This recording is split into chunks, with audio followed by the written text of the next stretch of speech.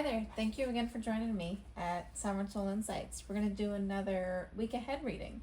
I did actually pull the cards ahead of time in this reading, which is a little different.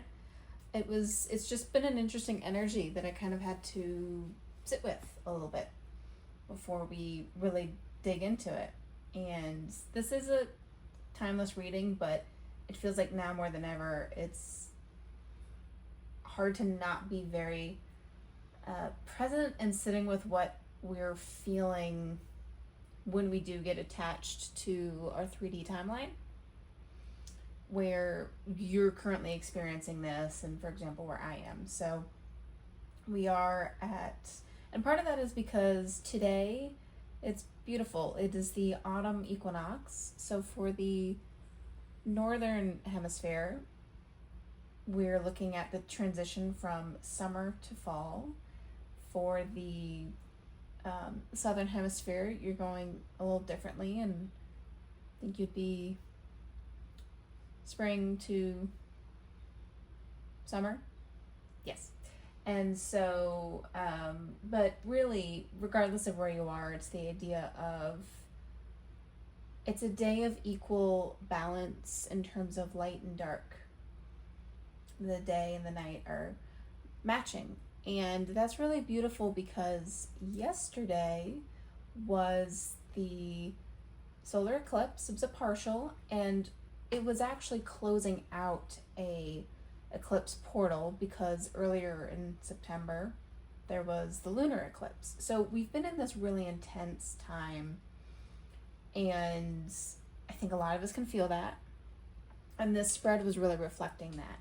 But I did want to take a moment to share the fact that a lot of this is that we're still coming out of that. You know, today being the equinox, it's only a day after that eclipse, which is the end of a much longer portal. So we're still feeling that energy. So that's where the cards really started to speak to me. While I was shuffling, there was a card that I felt drawn to actually keep out, and it's part of the reading because it was up while I was shuffling, which is unusual. And it's the Six of Swords, which is a card about leaving something painful behind.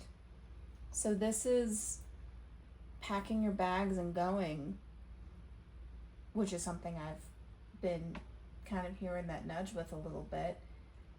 And so this can be showing up in a lot of ways for you. And I think what we're seeing is what's happening in the inner world for a lot of us. It's playing out on a bigger scale. I feel like if you're here, you've probably heard, as above, so below, and as within, so without. And that's very much what we're feeling, is what's playing out on the larger collective is because of what we're all feeling.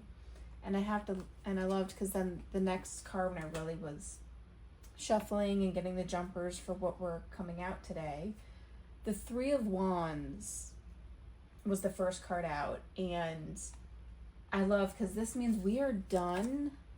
I'll go this way. We are leaving behind the pain of disillusionment. In the traditional Rider-Waite-Smith deck, it's portrayed with someone who's looking out at the ocean, and there are a couple little of ships, but the coloring is so where it looks like the person thinks they're actually looking out at the desert. So they don't see what the truth is. And I love, it's like this howling at the moon energy, because we were done with the disillusionment in our lives, and we are starting to literally be in the process of moving, you know. And I love that this card is showing the butterfly through transformation or at various stages, because excuse me, there's a lot of that happening right now, and it might be happening in layers. Like, this card is actually telling me, like, we're all transforming and transmuting many things at once, and they're not all in the same stage. And that feels important, to give yourself a little bit of grace that they're not all in the same place. But the point is, you've made this stance, howling at the moon, and said, I'm done with it. I see the disillusionment. I now see the ocean, and so now I'm going to go move forward. This is the planning stage.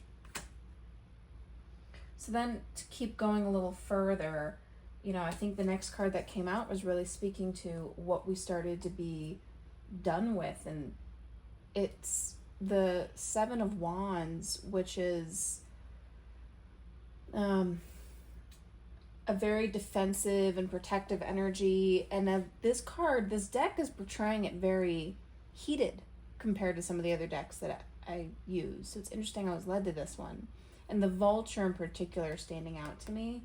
Like, that could be powerful for somebody.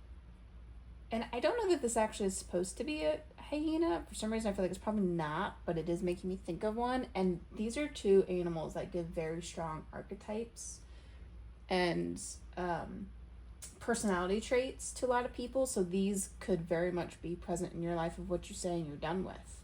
But the sun's out. The light has shown what it is. And the timing of all of this is really fascinating. And there's a lot of astrology when you really go deep into it.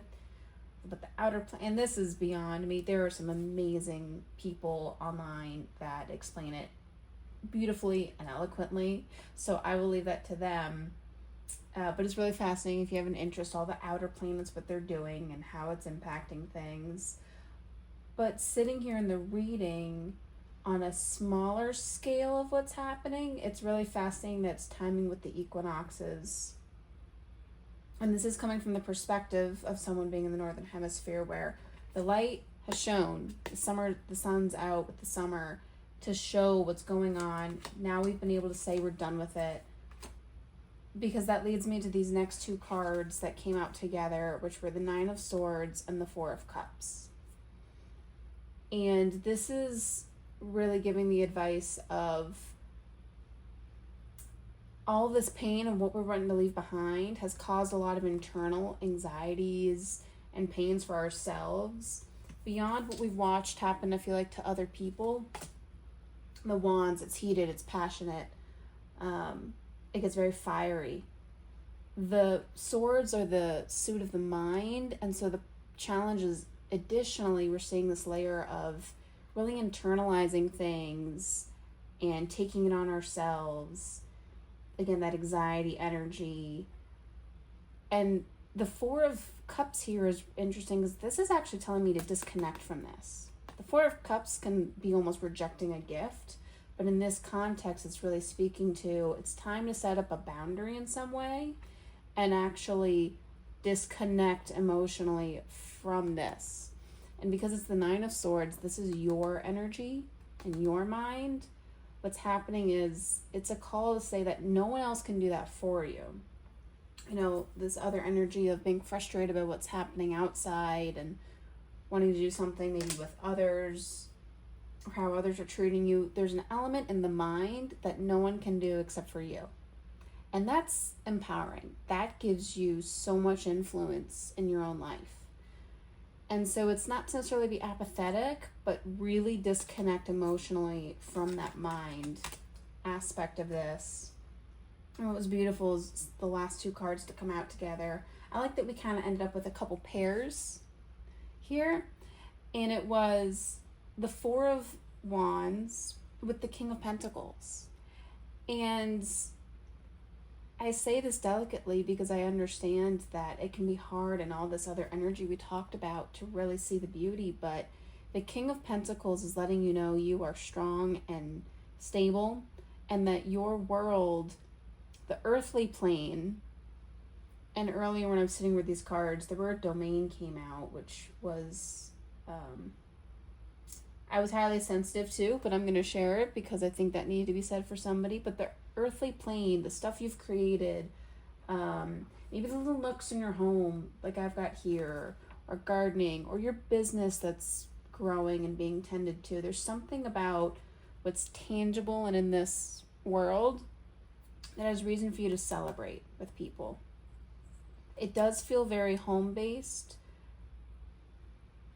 though business, for anyone here, business, it does feel like it's probably very personal with that business, not just working for a big company necessarily, or it could be, but it's something where it's really attached to the family life and where that is benefiting you.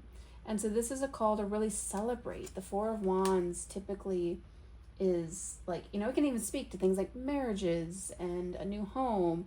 And so it's really calling out for you to celebrate these things because they're going to help you get out of this energy. It's going to help the heart space disconnect from this and attach to the joy. And that's why in this situation, the Four of Cups is not saying to go apathetic. That would be in the shadow necessarily. It's disconnect from one thing so you can really focus here. Simple things like gratitude, little things in your mind or in your space, in your routine that bring you back to center. Those little things will make a big impact right now as we do leave this portal of the eclipse, because so much got brought up for so many people. And there's a bit of fire here, and we're frustrated that howling at the moon energy, we're done, ready to be done. But again, that Six of Swords was saying we're still in the process of leaving. And so in the meantime, it's first steps, disconnect, and celebrate. Keep it simple. That's a message that's really been coming through a lot lately, is like, keep it simple, because your body is like recalibrating right now. I think we all are. So anyway, I hope this was helpful. It feels really intense for what's happening right now and very integral. That said, when you find this, if it's resonating, you might have come out through your own portal in some way. We all get initiated through various experiences in our lives. And so even if you're finding this at a different time, you did just go through some sort of portal and integration, the initiation, and now it's about going out of that. So we're still feeling like our body is still attached to the feelings we had in that. And it's a transition out of that. That's why it's looking at today. This is the day of, we're not immediately going from dark to light. Today is a day of balance. I'm even looking like one of the candles blew out and the other one's still going. Like, there's something about this stark contrast of light and no light. Like, we're in the balance until it goes to the next transition or phase. So anyway, I won't keep rambling, but I really hope this was helpful, and I will see you in the next reading. Thank you, and take care.